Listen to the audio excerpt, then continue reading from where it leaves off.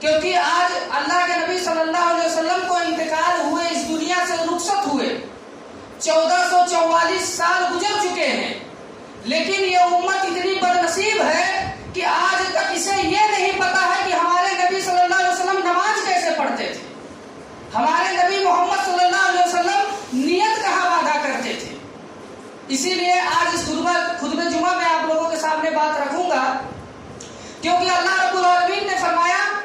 یا ایھا الذین آمنوا ادخلوا فی السلم کافہ،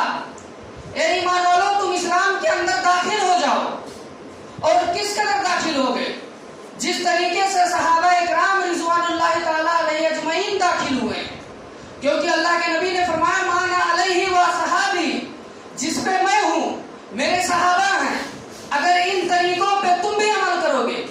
تو جنت کے تم مقیم بن جاؤ گے، تم فلاح پا جاؤ گے، تم کامیابی پا جاؤ گے۔ اللہ رب العالمین نے فرمایا وَاعْتَصِمُوا بِحَبْلِ اللَّهِ جَمِيعًا، کہ لوگوں تم سب مل کر اللہ کی رسی کو مضبوطی سے پکڑ لو، تھام لو، وَلَا تَفَرَّقُوا، آپس میں فرقوں میں مت بٹو، وَاذْكُرُوا نِعْمَتَ اللَّهِ عَلَيْكُمْ، یاد کرو اللہ رب العالمین کے اس نعمت کو کہ جب تم آپس میں دشمن تھے، تم آپس میں ایک روٹی کے لیے، ایک بوٹی کے لیے سگے بھائی کا قتل کر دیا کرتا تھا، بیٹا پیدا ہونے کے بعد اسے قتل کر دیا جاتا تھا کہ یہ میرے ساتھ بیٹھ کر کھانا کھائے گا، اور لڑکیوں کو زندہ دفن کر دیا جاتا تھا۔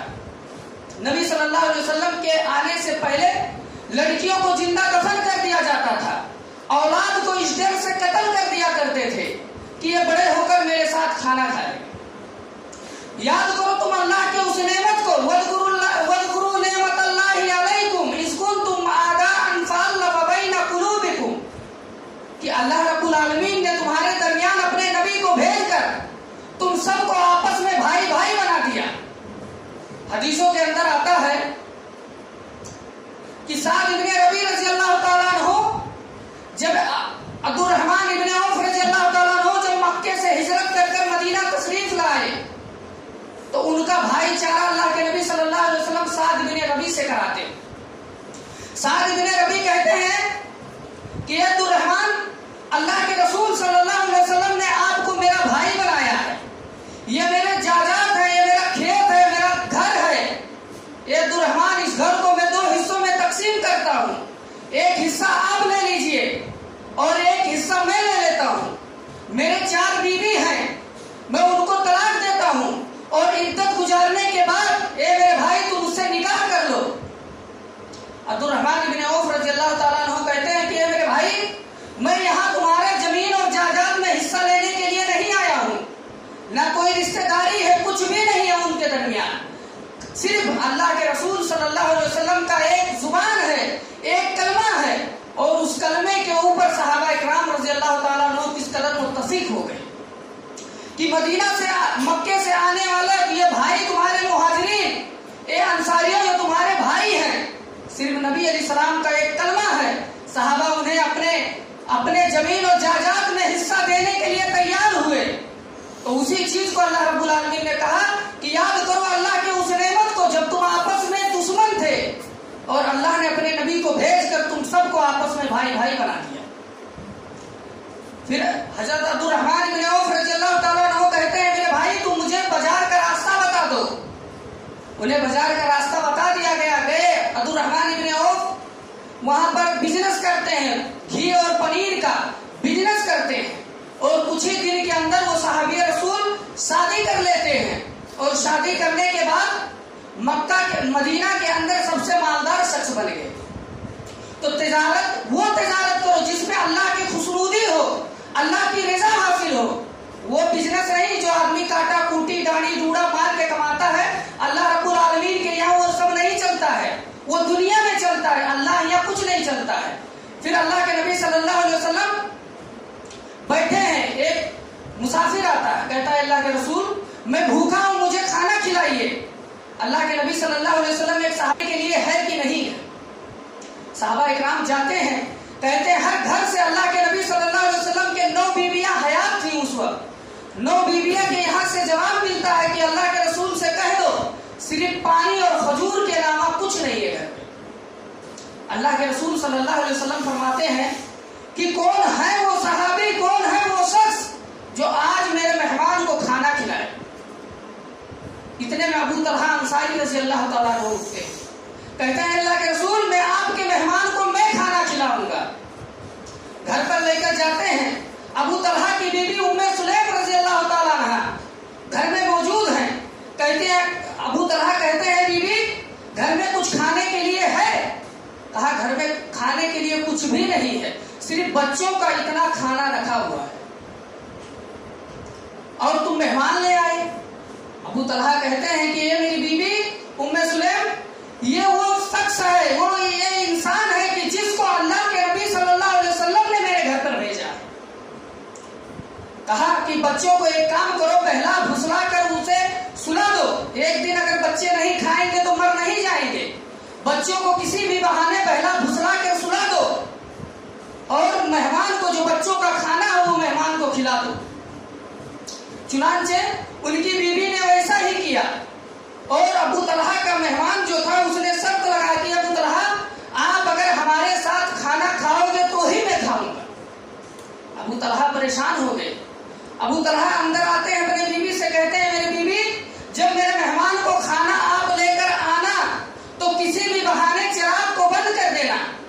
اور 2 تھالی لانا۔ ابو طلحہ انصاری رضی اللہ تعالیٰ عنہ کا بیوی ایسا ہی کرتی ہیں، جب مہمان کے سامنے کھانا لائیں تو مہمان کھانا کھا رہا ہے اور ابو طلحہ انصاری کے پلیٹ میں تو کچھ نہیں ہے، لیکن وہ اپنے ہاتھ کو منہ تک لاتے ہیں پھر نیچے رکھ دیتے ہیں، پھر منہ تک لاتے ہیں پھر نیچے رکھ دیتے ہیں، گویا کہ مہمان یہ سمجھے کہ ابو طلحہ بھی کھانا کھا رہے ہیں میرے ساتھ۔ صبح ہوئے اللہ کے نبی صلی اللہ علیہ وسلم کے بارگاہ میں پہنچتے ہیں، تہجد فجر کے نماز میں پہنچتے ہیں، ابو طلحہ کو اللہ کے نبی صلی اللہ علیہ وسلم دیکھ کر مسکرا رہے ہیں۔ ابو طلحہ نے کہا کہ اللہ کے رسول کیا بات ہے، آپ میرے جانب دیکھ کر مسکرا رہے ہو، ہنس رہے ہو، بات کیا ہے؟ اللہ کے رسول صلی اللہ علیہ وسلم نے فرمایا کہ ابو طلحہ جس انسان سے اللہ رب العالمین مسکرا رہا ہے تو محمد کون ہوتا ہے اس انسان سے نہ مسکرائے۔ اے ابو طلحہ تم میاں بیوی جو رات کو یہ کام کیے ہو، اللہ رب العالمین اور اللہ کے ملائکہ فرشتے بھی تیرے اس ادا کو دیکھ کر زاروں کے دار مسکرا رہے تھے، اور اے ابو طلحہ تم کامیاب ہو گئے۔ تو یہ صحابہ اکرام تھے جو نہ کوئی رشتہ داری تھی، کچھ بھی نہیں تھا ان کے درمیان، صرف ایک نبی صلی اللہ علیہ وسلم کا زبان مبارک سے ایک کلام نکلا کہ یہ انصاریوں، یہ مہاجر جو مدینہ سے ہجرت کر کر آ رہے ہیں یہ تمہارے بھائی ہیں۔ تو اسی چیز کو اللہ رب العالمین نے کہا کہ یاد کرو اس نعمت کو جب تم آپس میں دشمن تھے، لیکن اللہ نے اپنے نبی کو بھیج کر تمہیں بھائی بھائی بنا دیا۔ اللہ کے نبی صلی اللہ علیہ وسلم نے اختلاف کو مٹانے کے لیے کتنا اچھا حل پیدا کیا ہے، کتنا اچھا رائے پیدا کیے ہیں اللہ کے رسول نے۔ اللہ رب العالمین قرآن حکیم کے اندر ارشاد فرماتا ہے یا ایھا الذین آمنوا اطیعوا اللہ واطیعوا الرسول واولی الامر منکم فإن تنازعتم فی شیء فردوہ الی اللہ والرسول۔ اے ایمان والو،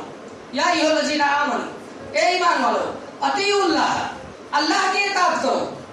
واطیعوا الرسول، اپنے رسول کی اطاعت کرو، واولی الامر منکم، لیکن تم اپنے امیر کی بھی اطاعت کرو۔ دیکھو اللہ رب العالمین نے کہا اطیعوا اللہ، یعنی اللہ کی اطاعت ہر حال میں کرو، واطیعوا الرسول، رسول اللہ صلی اللہ علیہ وسلم کی اطاعت ہر حال میں کرو، لیکن واولی الامر منکم، اپنے امیر کی اطاعت ہر حال میں مت کرو۔ جب تک وہ قرآن اور حدیث کے دائرے میں بول رہا ہے تب تک اس کی بات مانو، اور دین کے اندر اگر کوئی جھگڑا پیدا ہو جائے فَإِن تَنَازَعْتُمْ فِي شَيْءٍ، کچھ بھی جھگڑا ہو جائے، تھوڑا بھی جھگڑا ہو جائے، فَرُدُّوهُ إِلَى اللَّهِ وَالرَّسُولِ، تم اسے اللہ کی عدالت میں لے جاؤ، اس کے رسول کی عدالت میں لے جاؤ۔ جیسے حضرت عمر فاروق رضی اللہ تعالیٰ عنہ جب امیر المومنین بنے، خلیفۃ المسلمین بنے، منبر پر چڑھ گئے اور کہتے ہیں کہ یہ لوگوں اگر میں تمہیں قرآن اور حدیث سے ہٹ کر کوئی بات کرنے کے لیے کہوں، کوئی کام کرنے کے لیے کہوں تو تم میرا کیا کرو گے؟ تمام مجمع خاموش ہے کیونکہ یہ عمر فاروق بول رہے ہیں۔ کہتے ہیں نوجوانوں بتاؤ تم میرا کیا کرو मजमा फिर भी खामोश है। फिर कहा, अरे नौजवानों बताओ तो तुम मेरा क्या करोगे? अगर मैं कुरान और हदीस से हटकर कोई बात तुम्हें कोई काम करने के लिए कहूं तो तुम मेरा क्या करोगे? हदीस के अल्फाज है कि एक दुबला पतला नौजवान उठता है और कहता है, उमर अगर तू हमें कुरान और हदीस से हटकर कोई काम करने के लिए कहेगा तो उमर हम तेरी ही तलवार छीन कर तेरी ही गर्दन उड़ा देंगे। हजरत उमर फारूक रज़ी अल्लाह तआला अन्हु जब यह जज्बा वो सहाबा इकराम का यह अंदाज देखते हैं, अपने हाथों को आसमान के जानिब उठाकर कहते हैं, अल्लाह जब तक ऐसे नौजवान दीन इस्लाम के अंदर मौजूद हैं, उमर कुरान और हदीस से हटकर कोई दूसरा काम करने के लिए नहीं करेगा। तो यह सहाबा इकराम के अंदर इख्तिलाफ था, लेकिन वो उस इख्तिलाफ को कुरान और हदीस के दायरे में उन्होंने खत्म किया।